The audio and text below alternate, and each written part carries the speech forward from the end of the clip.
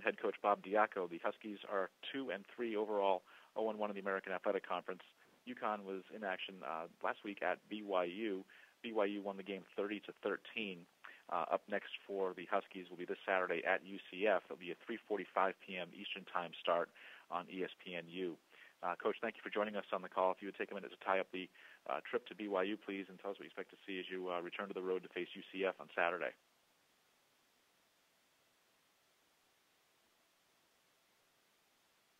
And we have Coach Diaco on the line.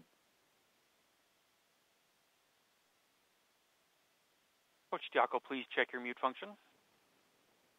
Sorry, he'll be on in 1 minute.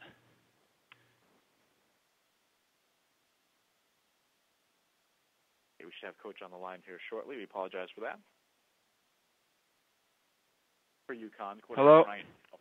And we've been joined by Coach Bob Diaco from UConn. As we said, the Huskies were in action this past Friday at BYU. BYU won the game 30-13.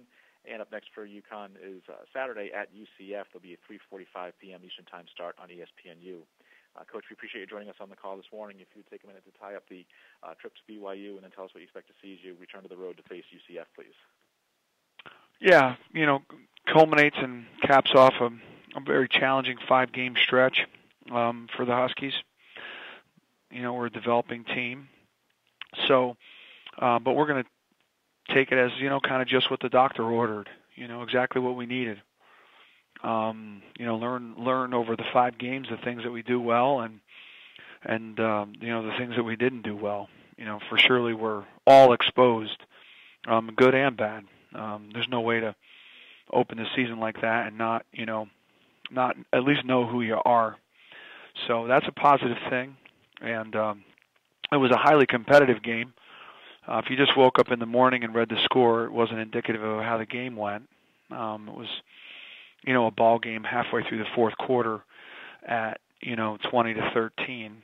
And at the beginning of the fourth quarter, it was still a 10-10 game. So I'm pleased with how the guys fought. There's still that 2.5 minute lapse of, focus for whatever reason that's turning the tide from winning and closing it out with a win to losing and creating losing. So we're working hard and diligently to, erase that moment, but in a year's time, it was a very competitive game, much more competitive than it was in 2014. And for that, we need to understand that. We never have a consolation prize, but it is a point of mention for the team. It's something that they need to understand. And now we get started into our East Conference play, and that's exciting, and the guys are excited, and there's a lot of energy in their eyes and in their looks and in their faces and what they're, prepared to do in their preparation here. So, questions? Questions for Coach Diaco, please. Hit *1 on your telephone. That will put you in the queue, then the operator will introduce you. We'll go first to Dan Tortora with Dan Tortora Broadcast Media. Hi, Coach. How you doing today? Hi, Dan. To kind of go into one of the things that you had stated in your beginning address about, we're all exposed. We know who this team is now. Other people know who we are. How do you define who this team is at this moment? I think the team's going to play hard for 4 quarters. They're going to care about each other and they're a contact tough team. They play with a pads first attitude in all 3 phases.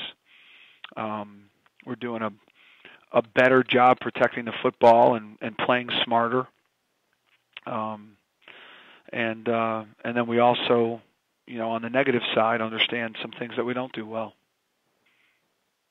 What are some of those areas that you're really trying to key in and address? Because there has been those games where UConn has stayed close with teams this season that are obviously, highly competitive. What are some of those key areas that you're trying to work on that haven't gone the way that you want it to go at this point? I think that one area is, execution and preparation for execution, and then belief in that preparation. Don't get to that critical moment. And listen, when it's highly competitive and you got the program highly competitive, every moment is such a big deal. it's kind of a weird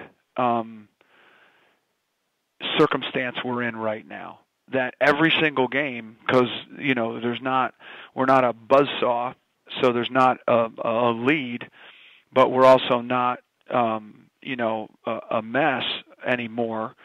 So the game's a 4-quarter battle. So there's so much stress and pressure on every single small moment down the stretch. They're all critical situations that although well intended, and you're trying to do something other than we prepared for, is a mistake. So we've got to take that next step in our growth and be sure. And to say freelancing is not fair, because it implies like a maliciousness. It's not freelancing. They're just trying really hard. So they might add a little bit extra to what we prepared, which ends up, could in some instances ruin the situation. Thanks, Bob. I appreciate it. Sure. We'll next go to Shannon Green with the Orlando Sentinel. Good morning, Coach. How are you doing? Good, and you? I'm doing well. You have been able to generate so much national interest in the game with UCF by labeling it the civil conflict. Does the game lose any sort of luster given the fact that UCF has struggled as of late? Oh, not to us. And, kind of try to rename it the conflict just so no one was offended. And if it's even a thing, for them and the interest down there, it's only a thing if it's reciprocated. And either way is fine. But I don't think for me, it hasn't, and for our team, it hasn't. We have the utmost and ultimate respect for Central Florida, and they've been competing in the conference for 3 years, and they have 2 losses total. So that's who they are. We know that's who they are, and that's the team we're going to prepare against. Do you plan on bringing down the trophy? I know you had mentioned at a conference day that you might bring it. Of course. All right, looking forward to it. Okay. We'll next go to Joey Knight with the Tampa Bay Times. Bob, for every offensive innovation we've seen through the years, defensive coaches have come up with a way to counter it or neutralize it. Is someone going to find a way to neutralize these high-tempo spread schemes, or are 40 and 50-point offenses here to stay? You know what? I think that the rules have supported that, and at every turn we make a rule for points, and the points are going to increase. So whether the defensive coaches or the defensive minds have been able to, checkmate them, from a tax standpoint, every single rule that is presented is in favor of points. There's so much now lack of equity between offense and defense as it relates to the rules. The rules were always about equity, and now they're not. For example, the ability for the lineman to be downfield when the ball's thrown downfield, that was one of the biggest changes in the rules that created a lack of equity for the defense. And I thought for sure it was going to change back, as it should have, but it didn't. And they're moving faster than ever, so there's more plays. I mean, shoot, we defended 98 plays Friday night.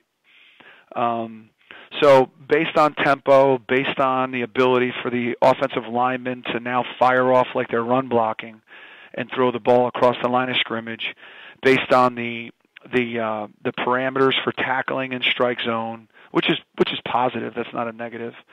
Based on the things that you can do in the pocket and how much you can harass or not harass, based on parameters for cutting players on the perimeter by defensive players, which is unbelievable, considering how much the offensive players are allowed to do. Points are rising, and they're going to continue to rise. Thanks, Bob. Sure. Any other other questions for Coach Diaco, please? And, Coach, well, thank you for your time this morning. We look forward to hearing from you. Thanks, again guys. next Monday. Have a good week. Okay. Coach Bob Diaco from UConn again.